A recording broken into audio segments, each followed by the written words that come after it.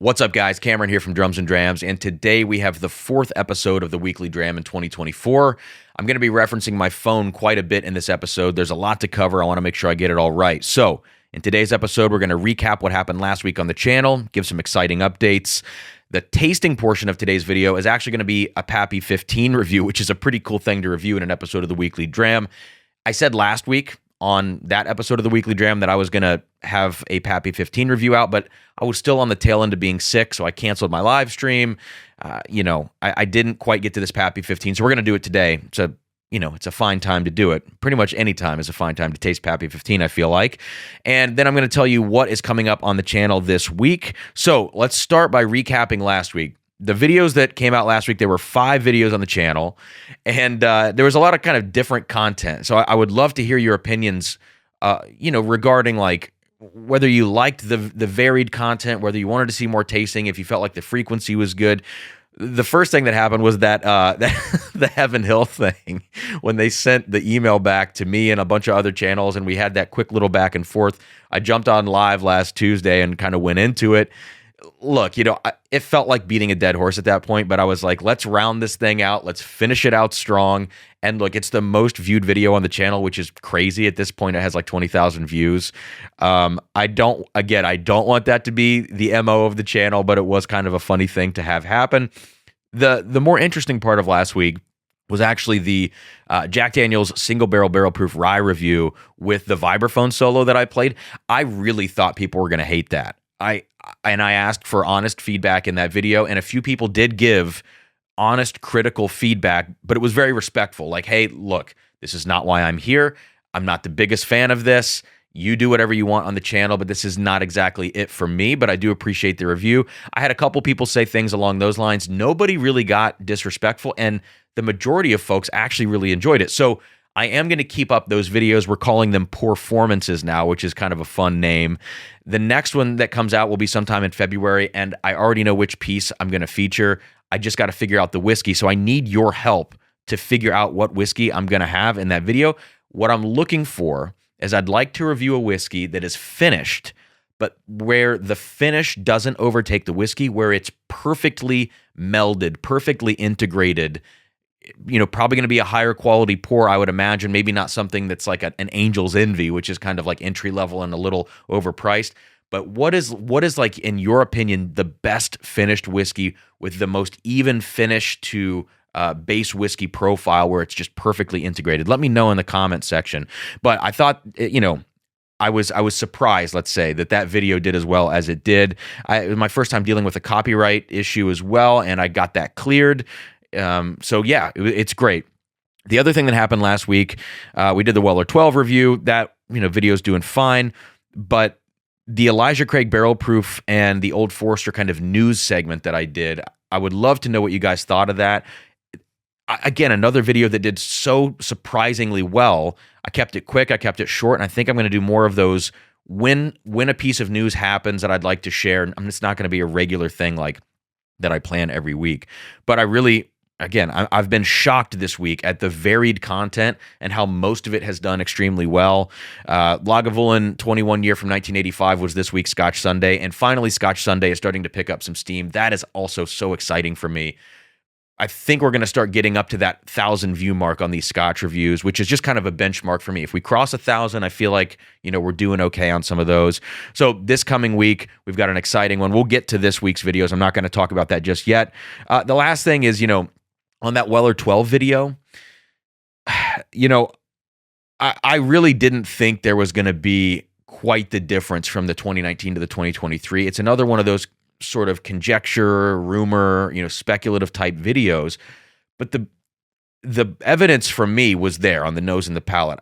Remarkably more flavor and even a darker color. So to see that physical change in the 2023 Weller 12, that it is a little darker in color than the 2019, that alone kind of proves that batch maybe has like some different barrel statistics, whether it's the height in the rick house or the age of the barrels, whatever. And no, it's not another micro batch phenomenon. I promise I'm not trying to go there with it. The last thing on that front is that I would love to taste because it has more flavor, this new Weller 12, this newest batch or whatever, I would love to taste it next to a Lot B from the same year and see what the similarities and differences are. I don't have a Lot B. I've never had one. I don't really know anybody that has one, but I'm might have to be on the lookout locally to see if I can trade for a sample of that 2023 Lot B, because I think that would be a pretty cool comparison. Last thing to kind of recap last week, just a few stats updates on the channel. In the last week, we've done 620 subscribers. Really cool. And I say really cool. It's actually insane for a week on the channel. So I don't want to sweep that under the rug. 12 more paid Patreon members, and we lost 2 Patreon members. So, you know, a gain of 10 Patreon members. Still working on building that community over there. First barrel pick for the channel has been confirmed. I'm going to be picking that on February 16th, and I'm excited about that.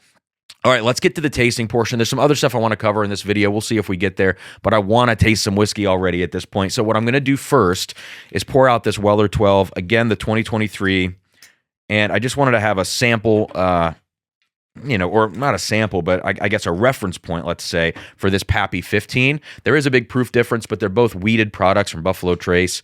This Pappy 15 sample, I want to shout out Daniel P., who has just been an awesome friend and supporter and patron of the channel and just everything else, for sending me this sometime last year. This is, I believe, the 2022 Pappy 15, but at this point, we're not going to talk vintages of Pappy 15. The channel is not that bougie, I promise you. So we're going to just get into the Pappy first. I believe this is coming in at 107 proof for that 15 year, which is the same proof point as Old Rip 10. So let's check this thing out on the nose now and see what we get.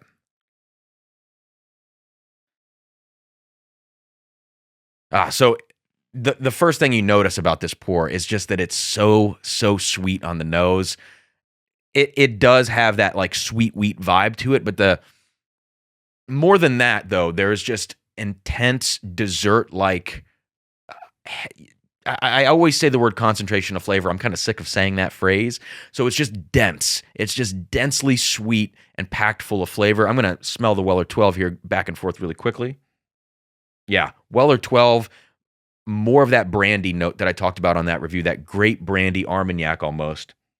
So it feels a little lighter, a little more fruity, a little more sour.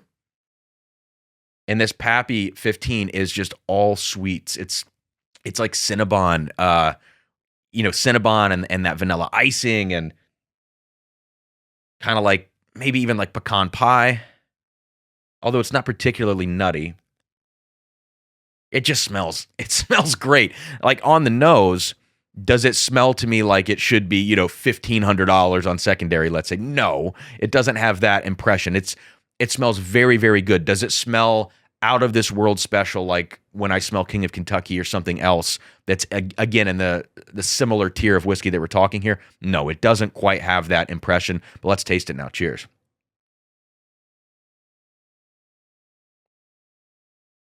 Oh. Well, the palate might be a different story. Oh my God. Cinnabon is the note for me here. It starts off with a little bit more pie crust, you know, aromatic spice kind of driving it, like clove, nutmeg. That's kind of front of the palate, and it is very sweet in that, let's say, cinnamon roll kind of way, but not the icing. Then once it rolls back, mid palate into the finish is where this thing gets sticky sweet with just all of this vanilla icing kind of note. Oh, God, it is such a sweet whiskey, and it's, again, very densely packed with flavor. And people that want to hate on Pappy 15 just because it says Pappy on the bottle, just because it's overhyped and overpriced, I would have to disagree with those people. I mean, this is not something where you can just be like, oh, it's not worth it, blah, blah, blah. This isn't actually great whiskey. Look, it's easy to be a hater. This stuff is really good. There's a reason it has the reputation it has. I haven't tasted the old Stolzle stuff, the old, you know, stuff in the early 2000s, even the early 2010s, I think maybe was even some different distillate. I don't know what that cutoff point is. I haven't tasted any of those old Pappies. I only know this modern stuff, and even so, very, very good. One more sip.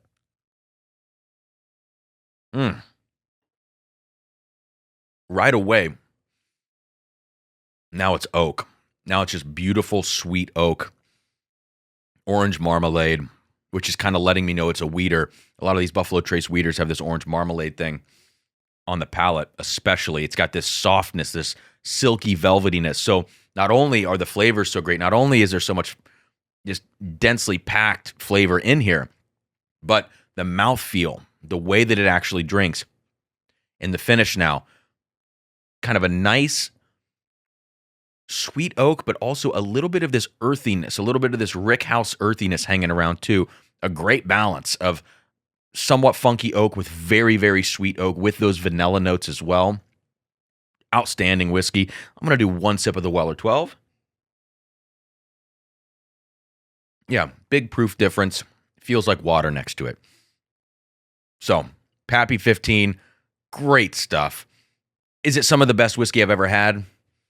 No, I don't think it is. I don't think it would break into my top 20, like of all time. I can't imagine that it would be up that high, but I wouldn't be complaining about having a bottle of this. And I would really have to do a side-by-side comparison, even though the proofs would be so different between Pappy 15 and William LaRue Weller. I would have to do a side-by-side comparison and try to figure out what I value more between the two. I don't have a lot of experience with different vintages of Pappy 15, but I do have, a little experience with various WLWs, and some of them aren't very good. Some of them are excellent. If that's the case with these Pappy 15s, it would be interesting, but I don't know which one I would prefer. They're kind of the same price on secondary if you do find them.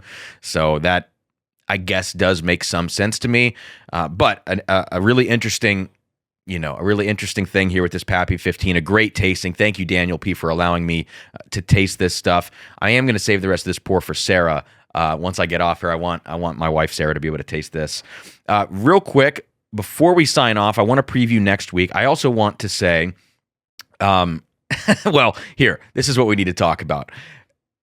So the decanter came in from the Matt Madness Champions match. This is kind of the winning decanter, the prize, I guess, from Bill Cavanaugh. So thank you, Bill, for this. Thanks, everybody. That was just a really fun time in that competition. I am going to do a video with this. I'm going to make an infinity bottle, but I'm not going to tell you any more about it, and I don't know when that video is going to come out. But speaking of people on that stream, I want to focus on Grease for a second, and not for any other reason than to talk about the first edition of Matt Madness. If any of you guys watching this video watched the very first, I guess, season or tournament of Matt Madness, there was some discrepancy on a Bulleit single barrel. And the idea was that I think I called that it was a Four Roses product. And I can't remember if points were given to me or not. I don't remember exactly how it all played out, but it brought up this whole thing of whether or not Bulleit barrel picks were Four Roses sourced. And I thought they were. And then Christopher Hart had that article that had come out actually just a little bit beforehand, and he chimed in and he linked his article, and it says it is absolutely not Four Roses. And finally, I feel like I have some clarity on this, and I wanted to share it with you, which is that the River Roots single barrel that I tried, which was that 7-year bottle, which was 7-year Kentucky bourbon, with a mash bill of 75-21-4. That's also an MGP mash bill, 75-21-4. That bottle then finished in port casks for 6 years. Everybody was telling me that was actually Barton. I then talked to a friend of mine who is in the business of buying barrels and said, hey, we got some Barton barrels coming, but they have 21% rye in the mash. I feel like something's wrong with the invoice. I said, wait a second. No, I think that is Barton, and that's what was in these River Roots bottles. And also, that's the same MGP mash bill, which is the same mash bill that is cited as Bulleit single barrel picks for the low rye. I guess that would be the E mash bill. And when they do their little barrel codes or whatever, the E mash bill, the low rye. So it seems to me like maybe those Bulleit picks, again, I'm just sharing this with you. Let me know what you think, or if you have any confirmation or otherwise about this. But it seems to me like maybe those Four Roses picks are actually Barton distilled. And I don't know if they all are, maybe just some of them. But if Barton is making that 21% rye mash bill that matches the Bulleit mash bill, it would kind of make sense. So that's just a little idea I had when I got this decanter. It made me think about Grise, made me think about that, so I wanted to share it with all of you. Coming up this week on the channel, I don't know exactly which days of the week these will come out, so just kind of stay tuned. The George T. Stagg 5-way flight with 08, 09, 2010, 2020, and 2023 George T. Stagg. I know. Someone's got to do the work, right? That 5-way flight is going to come out this week. E.H. Taylor Barrel Proof Batch 12. Thanks to Tim B for sending that sample. I'm going to review it. Scotch Sunday this week. McLean's Nose. This is Ralphie's Scotch of 2024, he says, a blended Scotch whiskey. Very affordable bottle. That's going to be the review this week on Scotch Sunday. I'm working right now on sourcing some Michter's 10-year bourbon samples to do kind of a blind comparison to see if the A barrels really are better barrels. So stay tuned for that. Probably not this week, maybe the week after. We will see. And then I have 2 videos I'm working on that might come out this week. They might not. One's about sample bottles. One's about this decanter and infinity blending. But that is going to do it. Thank you guys for tuning in. Hit that like button, subscribe, comment. Cheers, and I will see you next time here on Drums and Drams.